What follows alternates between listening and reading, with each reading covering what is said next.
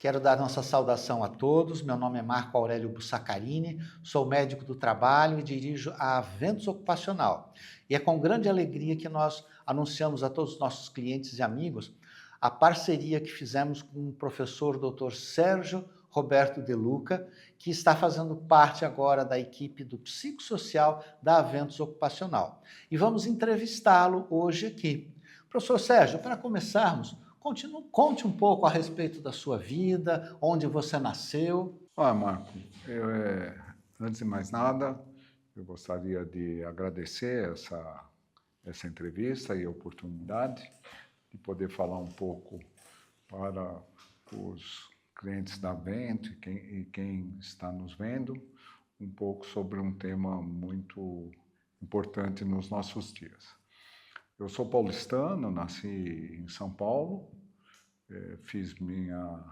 estudei sempre numa escola pública. Em 78 eu decidi vir para Campinas para fazer medicina. Fiz o curso de medicina na Unicamp, me formei em 83 e na sequência eu fiz residência médica, residência em medicina do trabalho e em fevereiro de 86 eu fui contratado como técnico de data da Unicamp e depois desenvolvi carreira de professor desde esta época até atualmente.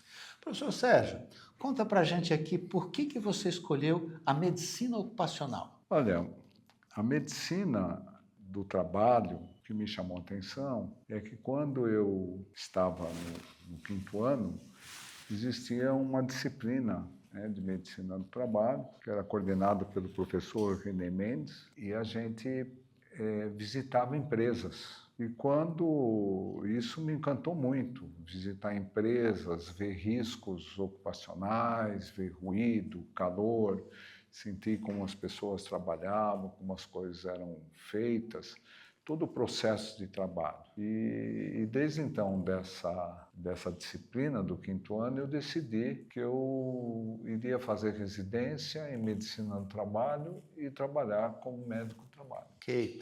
E antes de atuar como professor e ter essa atividade de pesquisador, você atuou em empresas gerais. Conta pra gente um pouquinho dessa fase. Na verdade, eu quando entrei na Unicamp como professor, eu trabalhava por tempo parcial e a outra parte do tempo como médico de trabalho da empresa, né? Trabalhei em várias empresas, mas a empresa que eu trabalhei mais tempo, de 86 até 2004, foi a Pirelli, onde eu comecei como médico de trabalho, depois virei coordenador de medicina do trabalho do Brasil, depois gerente de saúde, segurança, meio ambiente. E em 2005 eu fui para a TIM e trabalhei também por mais 3, 4 anos. E depois de 23 anos no mundo corporativo, em 2009, eu decidi trabalhar em tempo integral, dedicação exclusiva na Unicamp. E como é que foi que começou a mexer especificamente com riscos psicossociais? Olha, eu como trabalhei muitos anos numa fábrica, vendo as fábricas da Pirelli, a gente trabalhava com calor, ruído, riscos químicos, riscos ergonômicos, acidentes de trabalho.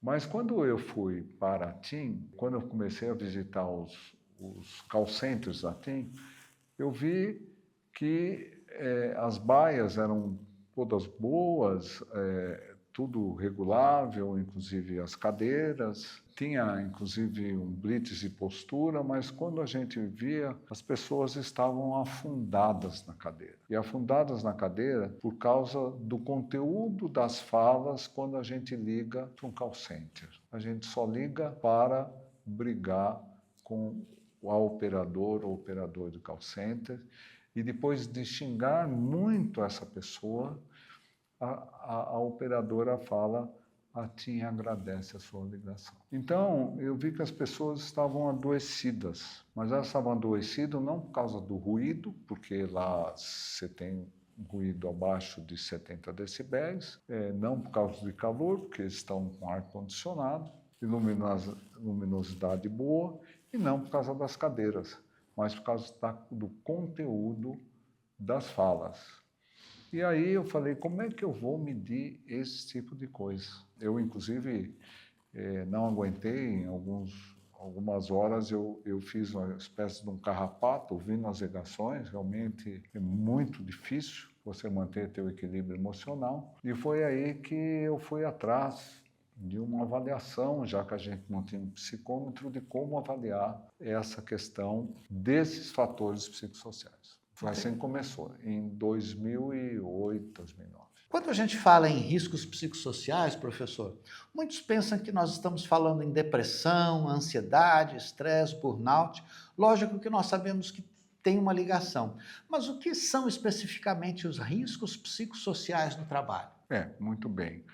Antes de mais nada, eu acho que é importante a gente falar da diferença da saúde mental com os transtornos mentais. A saúde mental é uma maneira que você tem de poder viver a vida, de poder conciliar as coisas de uma maneira equilibrada. O transtorno mental é quando você tem já um problema que você não consegue viver, fazer as coisas, trabalhar com a mesma intensidade. Então, eu diria que todos nós temos, em algum momento da vida, algum problema de saúde mental. Nós ficamos irritados, nós ficamos tristes, nós ficamos ansiosos por alguma coisa, mas isso é a nossa saúde mental. Agora, uma pessoa com transtorno mental, ela tem uma dificuldade, por causa do transtorno, de poder desempenhar adequadamente as suas funções, inclusive no trabalho. Então, os fatores psicossociais, eles foram definidos em 85, 86, pela Organização Internacional do Trabalho e Organização Mundial de Saúde, como fatores que têm relação com a organização do trabalho, ou seja, a empresa, de um lado, ela vai colocar as demandas de trabalho, autonomia, relacionamentos, e vai cobrar desempenho, vai cobrar meta. E do outro lado, tem o atendimento às necessidades dos trabalhadores, necessidades do ponto de vista de satisfação, do ponto de vista de respeito, do ponto de vista das expectativas, para ele poder cumprir aquelas atividades e ter satisfação no trabalho. Então, essa conjunção entre empresa e trabalhadores é que pode ter um conflito ou não. Então, eu sempre digo que as pessoas não vão trabalhar como vão fazer compra de supermercado. As pessoas não deixam os seus problemas na portaria da empresa ou no vestiário da empresa. Ela vai, uma trabalhadora que está com um filho doente e que veio trabalhar, ela não consegue desligar. Então, esse exemplo do filho que está adoecido e que ela veio trabalhar, esse é um fator psicossocial, não no trabalho, mas que ela leva para o trabalho. Então, a diferença do fator psicossocial no trabalho são aqueles fatores criados pela organização do trabalho. As exigências do trabalho, as metas, a falta ou não de autonomia, os relacionamentos, o apoio ou não da chefia, o ritmo de trabalho, a questão do desenvolvimento do cargo. Quer dizer, tudo isso são fatores psicossociais. A questão da invasão entre conciliar casa e vida privada e vida profissional. Então, essa é uma diferença. Por exemplo, alguns fatores, eles podem incomodar a pessoa, por exemplo, no trabalho, como o ruído. O ruído, ele pode irritar as pessoas. Mas o ruído não é um fator psicossocial no trabalho. Os fatores psicossociais no trabalho são aqueles criados pela organização do trabalho e não as condições Pela forma como o trabalho pela está forma como o organizado. trabalho está organizado. Ok. Exatamente. Professor Sérgio, entendemos muito bem aqui qual é a diferença de saúde pessoal, saúde emocional pessoal e os fatores psicossociais no trabalho. Agora queremos saber, quando foi que vocês começaram a pesquisar os fatores psicossociais no trabalho dentro da Unicamp e transformar isso numa pesquisa acadêmica? Na verdade, eu comecei a investigar que existia vários questionários internacionais que propunham uma avaliação dos fatores psicossociais. E desses questionários, eu vi que vários deles já tinham uma tradução para o português, uma tradução transcultural para o português, mas um questionário me chamou muita atenção, que foi desenvolvido lá no Reino Unido, chamado HSE.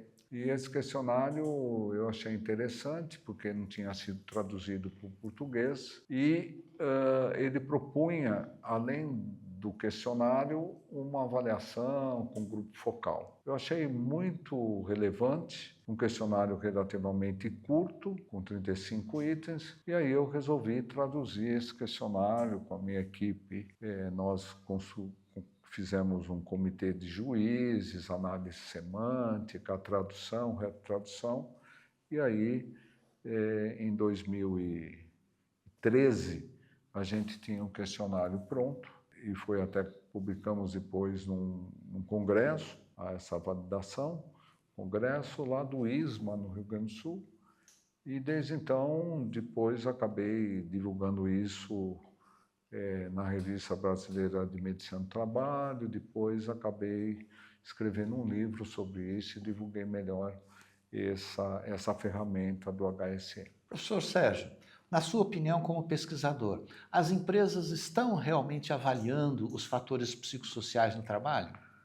Então, esse é um tema muito sensível para as empresas, porque como os fatores psicossociais, eles são causados, né, pela própria organização do trabalho, as empresas entendem que seria uma invasão, né, querer fiscalizar essa organização e tal, embora a legislação já existe há muito tempo, a organização do trabalho já é investigada pela NR7, Ergonomia, desde 1990, né?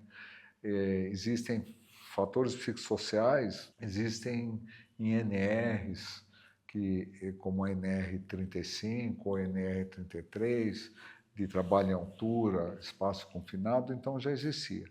Agora, mais recentemente, quando o Ministério do Trabalho colocou na NR1 a exigência, né, das empresas considerarem como fator de risco os fatores psicossociais, começou a dar um problema um pouco mais tenso nesse sentido. Então, as empresas, normalmente, elas falam assim, olha, o estresse está aqui. Nós não vamos mudar o estresse existe no trabalho. Você tem que se fortalecer, você tem que ser resiliente. Então, as empresas propõem, para evitar o estresse, o quê? Que as pessoas se alimentem bem, que elas durmam bem, que elas façam exercícios, que elas façam terapias, para elas se fortalecerem, para não adoecerem por causa do estresse.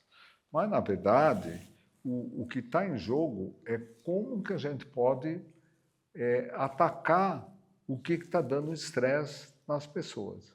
Então, é justamente isso. A maioria das empresas, elas estão atacando a causa, a doença, né? Ou fortalecendo as pessoas, ou culpabilizando as pessoas que adoecem.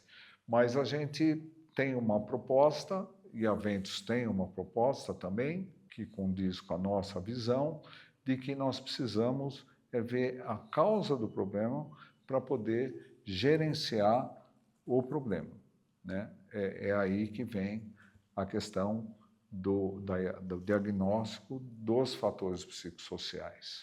Como deveria ser feita, na prática, a avaliação dos fatores psicossociais dentro de uma empresa? Então, eu acho que, primeiro, a empresa tem que conversar com os maiores interessados, que são todos os trabalhadores. Então, ela tem que perguntar para os trabalhadores o que está dando estresse, né? Então, numa empresa pequena, com 10 funcionários, você pode fazer uma roda de conversa e perguntar quais são os problemas, quais são os fatores psicossociais que, na percepção daquela pessoa, vai dar estresse. Em empresas maiores, não dá para fazer essa roda de conversa, às vezes a gente vai levar 2 meses para fazer individual. Então, não se faz individual. Uma empresa maior, ela tem que fazer através de questionários. Então, ela aplica o questionário para todos os trabalhadores ao mesmo tempo, preserva o sigilo dessas pessoas e vai ver os resultados daquelas setores ou da empresa como um todo ou de determinadas ocupações onde o estresse, na percepção desses trabalhadores, está mais elevado. E qual o fator de estresse que está pegando? Se é o excesso de demanda, se é falta de autonomia, se é os relacionamentos tensos, se é assédio, né? Se é falta de apoio da chefia, se é falta de apoio dos colegas, se é dificuldades com cargo, se é a natureza da comunicação, a qualidade da comunicação. Então, cada empresa vai ter um diagnóstico e cada setor também vai ter um diagnóstico. E aí a gente vai trabalhar com o diagnóstico daquela empresa. Ou seja, o diagnóstico de uma empresa é diferente da outra. Por exemplo, até uma empresa que tem a mesma bandeira, por exemplo, vamos pegar um banco, né? Um banco do Brasil que fica numa região rica, né? Digamos assim, uma agência, ela vai ter um determinado fator psicossocial.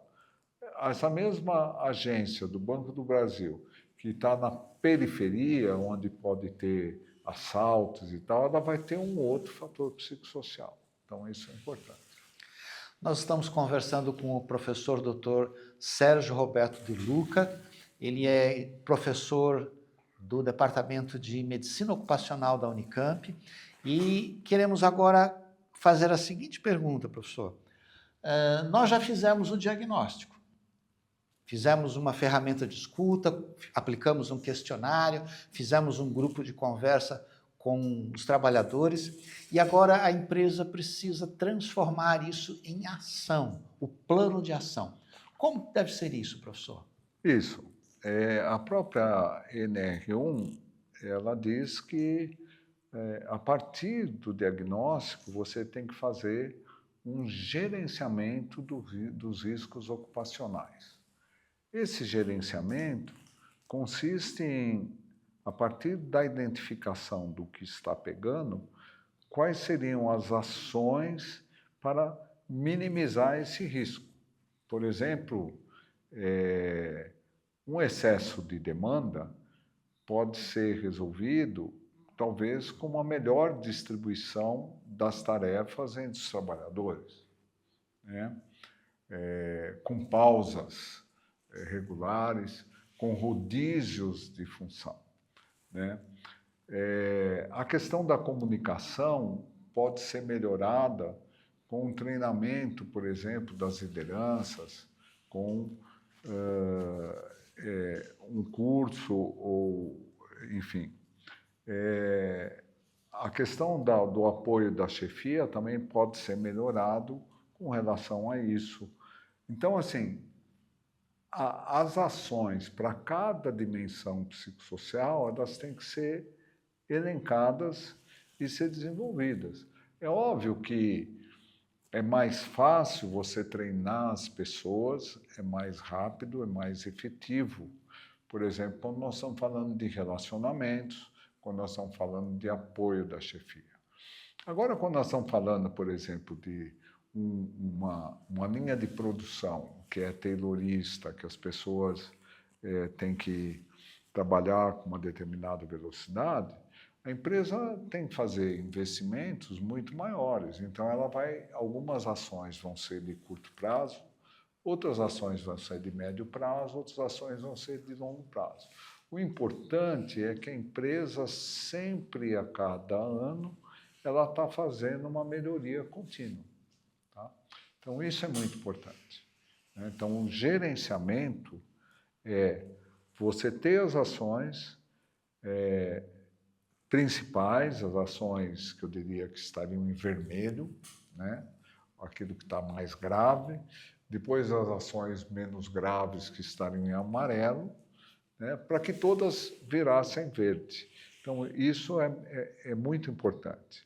Mas, para isso, você tem que ter uma pessoa responsável para acompanhar essas ações. E, muitas vezes, as empresas não têm ou não delegam para outras pessoas. Então, eu diria que, principalmente para empresas menores, que não têm esses profissionais capacitados, eu sugiro que ela tenha um apoio de pessoas especializadas, como, no caso, a Ventus tem uma equipe, né? Eu acho que é importante isso.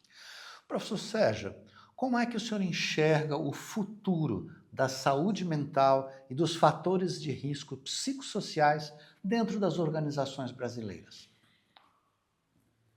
Olha, eu queria falar que essa legislação, ou esses fatores psicossociais, e o gerenciamento do estresse, ele acontece há muito tempo no mundo.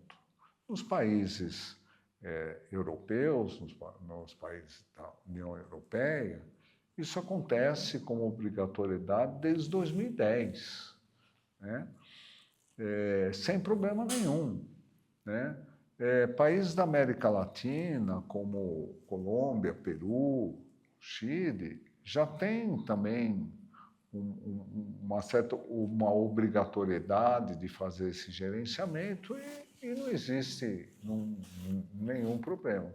E no Brasil, isso está acontecendo só agora, antes tarde do que mais tarde, mas assim, eu vejo que ainda tem muitos empresários que pensam que o gerenciamento dos fatores psicossociais é um custo, mas não é um custo, é um investimento. Tem empresas que pensam que fazer a NR1 é uma obrigatoriedade, né? Ele não vê que é uma oportunidade. Por quê? Porque o resultado disso é que as pessoas vão produzir mais e vão adoecer menos. Então, assim, é um investimento. Investir em fator psicossocial é um investimento para que a empresa seja mais sustentável, seja mais, e aí seja mais produtiva, que diminua o turnover, que diminua o absenteísmo e que diminui até processos trabalhistas. Então, essa questão de gerenciamento do fator psicossocial é uma oportunidade.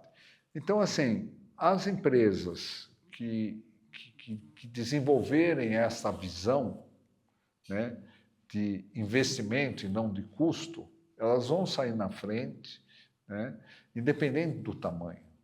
E já as empresas que são resistentes e reféns, às vezes, dos seus jurídicos, né, porque acho que se ela identificar fator psicossocial vai produzir prova contra ela, uma bobagem, essas empresas que são resistentes, elas vão ficar para trás. Então, eu espero que o futuro, né, quem está nos ouvindo, né, transforme isso em investimento.